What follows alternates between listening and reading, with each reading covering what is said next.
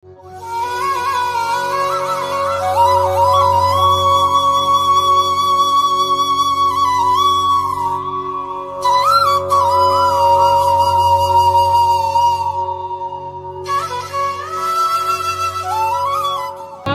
आगे का प्रसंग शुरू करिए।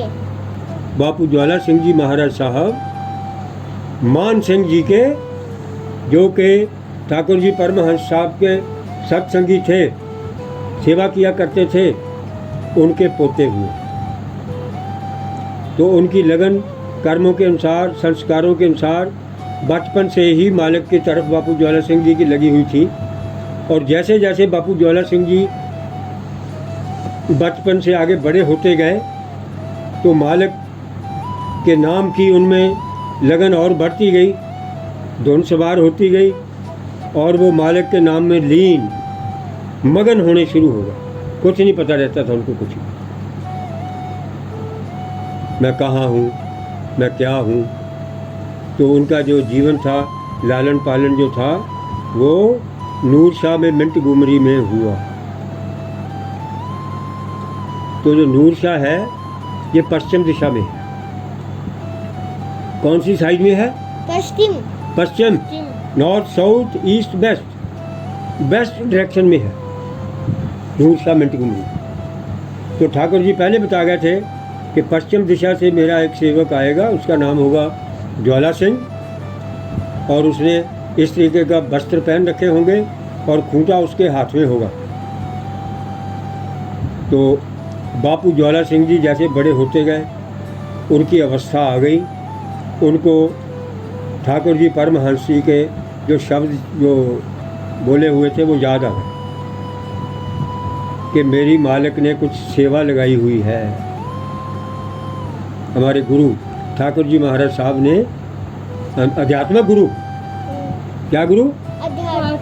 अध्यात्म, स्पिरिचुअल, स्पिरिचुअल गुरु, स्पिरिचुअल, स्पिरिचुअल,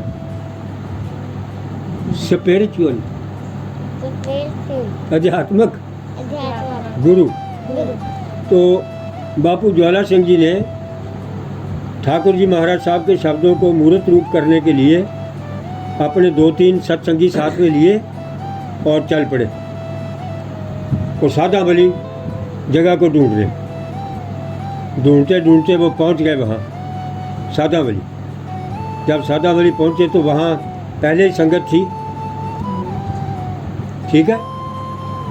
जैसे लांबड़ा से यहाँ नंदा चौर आ जाओ, तो लांबड़ा की संगत जो है वो नंदा चौर आएगी, तो नंदा चौर की संगत से मिलेगी ना। ऐसे ही बापू ज्वाला सिंह जी के साथ जो संगत थी, तो जैसे सादावली पहुँची तो वो उनके साथ मिले, बातचीत की, पता चला तो वो जो संगत थी सादावली की, उन्होंने पहचान लिया उनको कि ये तो बिल्कुल वही है जो ठाकुर जी ने व्याख्यान किया हुआ है कि मेरा वो आएगा शिष्य एक, उसके हाथ में खूंटा होगा, उसके सिर पर पटका बंधा होगा, बाल लंबे होंगे, दाढ़ी होगी, केश होंगे, और कच्छा पहन रखा होगा, और बनियान और सुडौल शरीर होगा।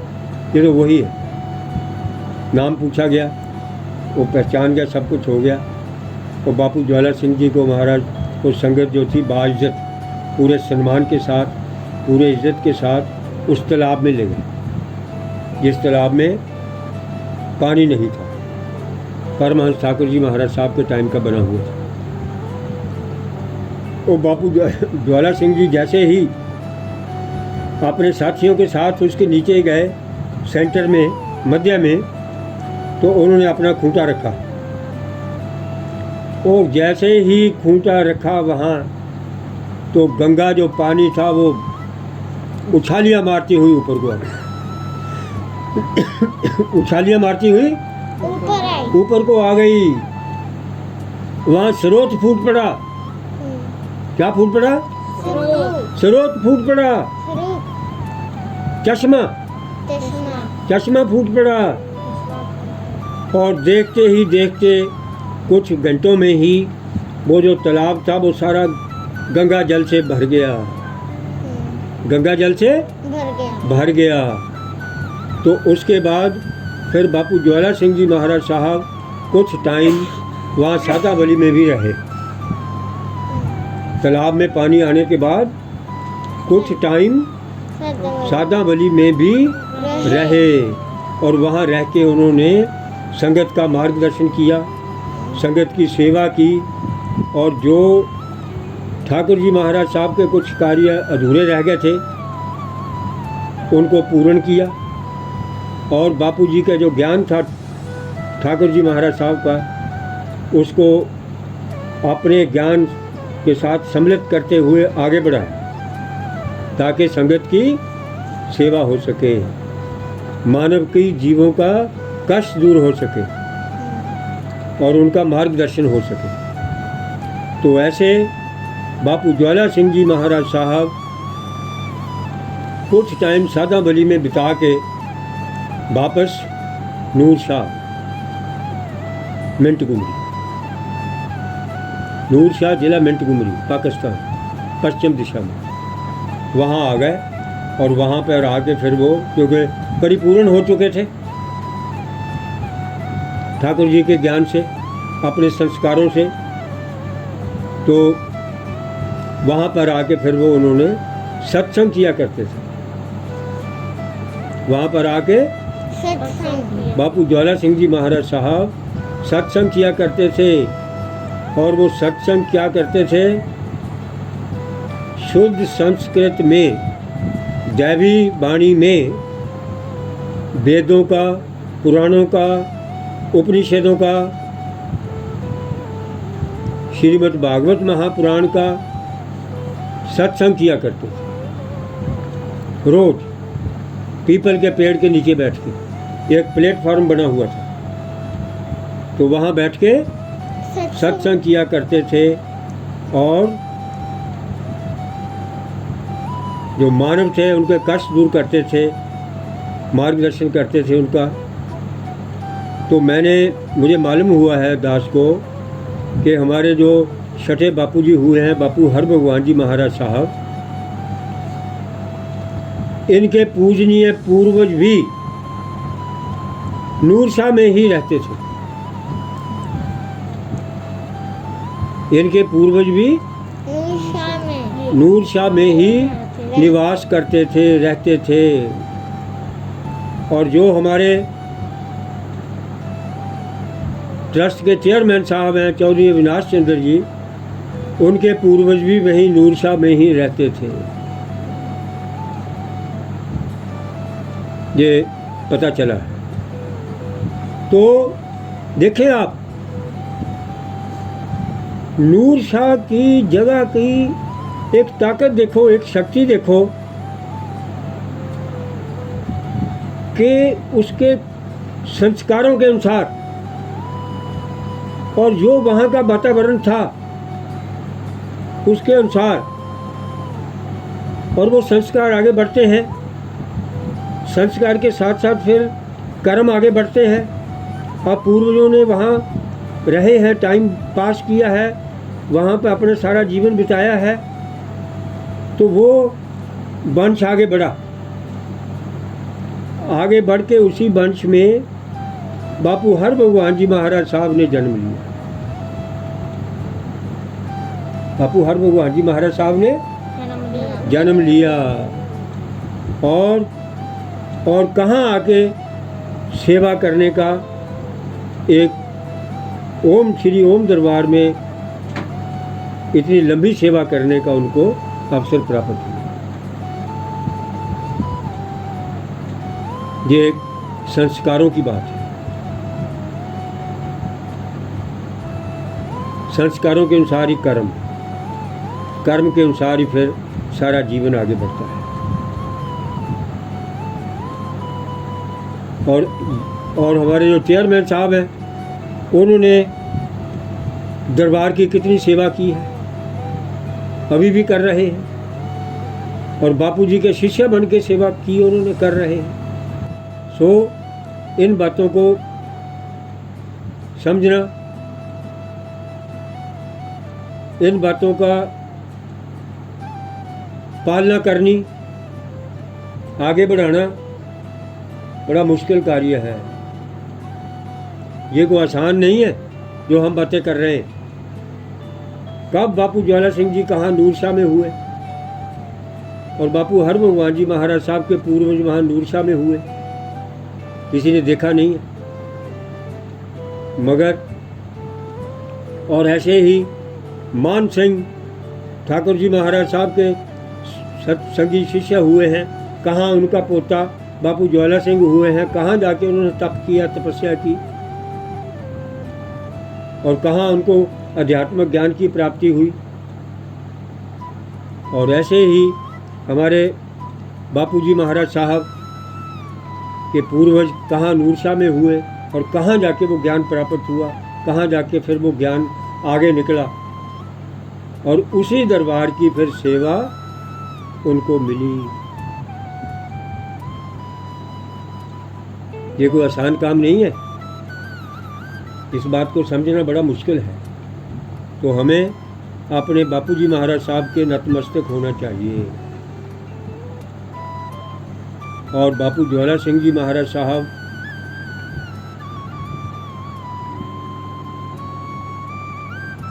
हमारे ओम जी महाराज साहब के गुरु हुए।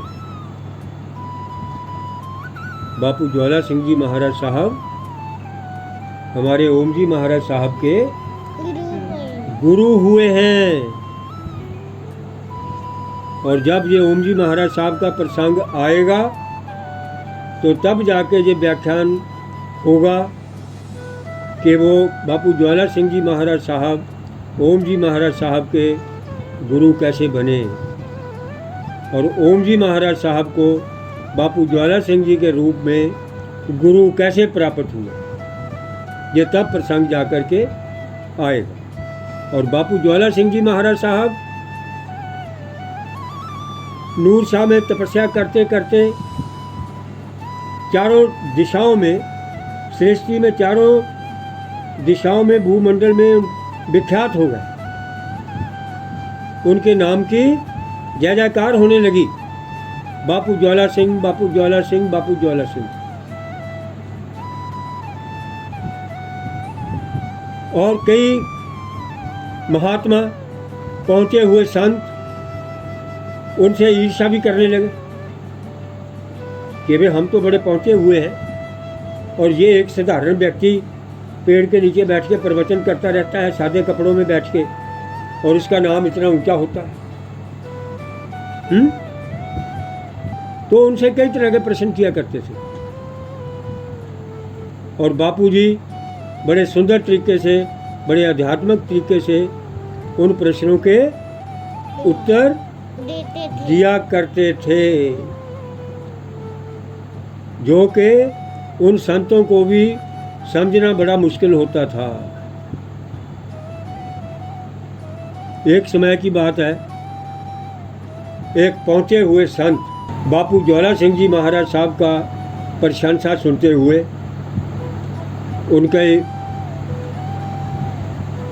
उनके ज्ञान की चर्चा सुनते हुए बापू ज्वाला सिंह जी के पास आ गए। बापू ज्वाला सिंह जी को आके क्या कहते हैं, कहना तो बाद की बात थी, जब वो संत आ गए, बैठे विराजमान हुए, तो बापू ज्वाला सिंह जी ने उनको सेवा पता क्या की,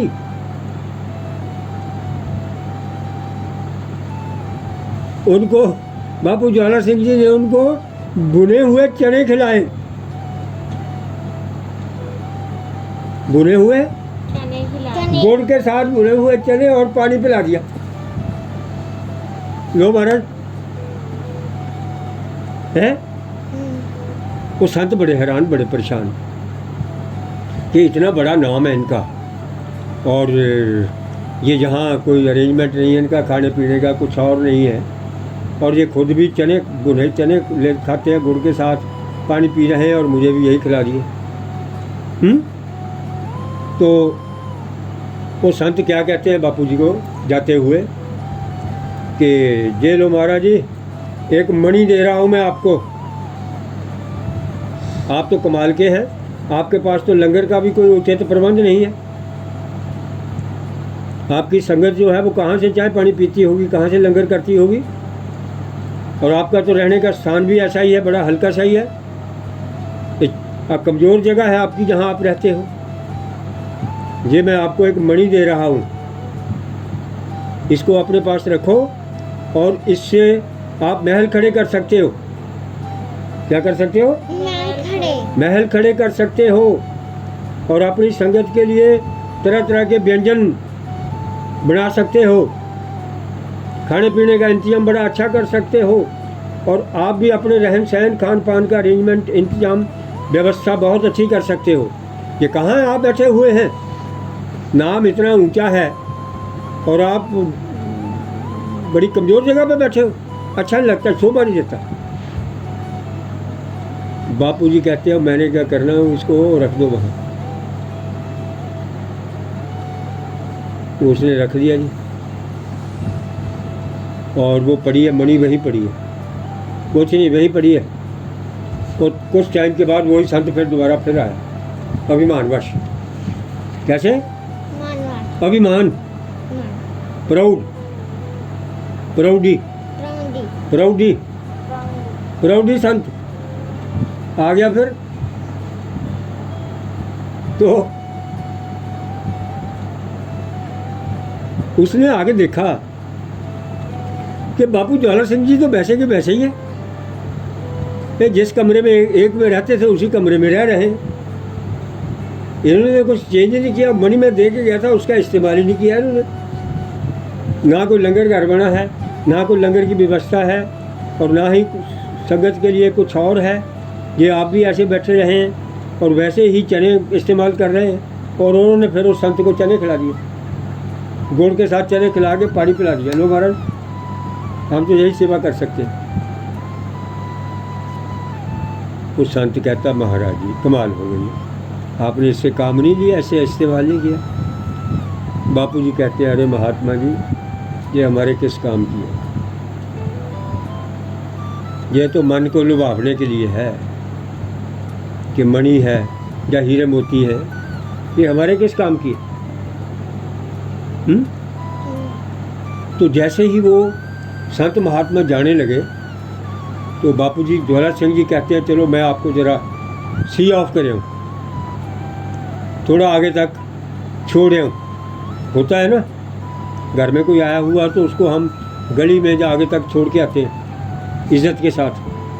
तो ऐसे ही उनकी इज़्ज़त करने के लिए जो मेहमान आए होते, तो ऐसे ही बापूजी महाराज साहब उन संत महापुरुष को आगे थोड़ा छोड़ने चले गए।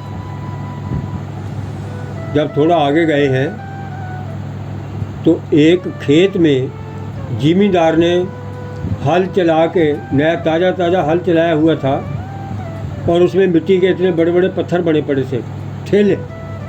क्या बने पड़े थे? ठेले बने पड़े थे। और बापू ज्वाला सिंह जी महाराज साहब वहाँ एक किनारे पर रुक गए। उन्होंने अपना खूंटा रखा ज़मीन के ऊपर, खूंटा रख के उस संत को कहते हैं जरा मारो नज़र।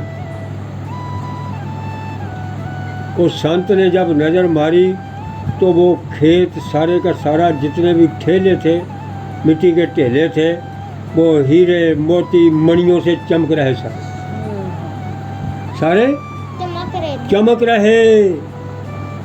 और संत को, उसको महात्मा को, उसकी दृष्टि कमज़ोर पड़ गई, उसको देखना ही मुश्किल हो गया कि ये मैं क्या देख रहा हूँ। उसको सारे हीरे मोती नजर आ रहे हैं, मणियाँ चमक रही, सारा खेत ही चमक रहा है। बापूजी कहते हैं महात्मा जी ये ले जाओ, उठा लो जितने उठा सकते हो, जितनी हिम्मत है उठा लो, ले जाओ, अपने सिर पर रख के, कंधे पर रख के। तुम तो मुझे एक मणि दे रहे थे ना, ये लो पकड़ो। वो संत की आंखें खुल गई कि मैं तो कुछ भी नहीं हूँ, मैं तो अपने एक दुनियावी अभिमान में घूम फिर रहा हूँ। असली मामला तो ये है। वो नतमस्तक हुआ, नाक रगड़ने लग गया वहीं पर। कहता जी आज से आप मेरे गुरु हैं और मैं आपका शिष्य। वो सारा कुछ उसने छोड़ दिया। घर बार छोड़ दिया, जहाँ वो निवास करता था वो भी छोड़ दिया, और वो बापू ज्वाला सिंह जी महाराज साहब का शिष्य बन गया। क्या बन गया? शिष्य बन गया। उनकी सेवा करने लग गया, उनके दरबार में जाके संगत के जूते साफ करने, संगत के बर्तन साफ करने, लंगर के, संगत की और सेवा करनी, बापू जी की सेवा करनी, ऐसे करने लगा। क्या टाइम हो गया? हमारे 2:25। तो ऐसे करते करते बापू जी महाराज साहब, जो उनका एक अध्यात्मक और कर्म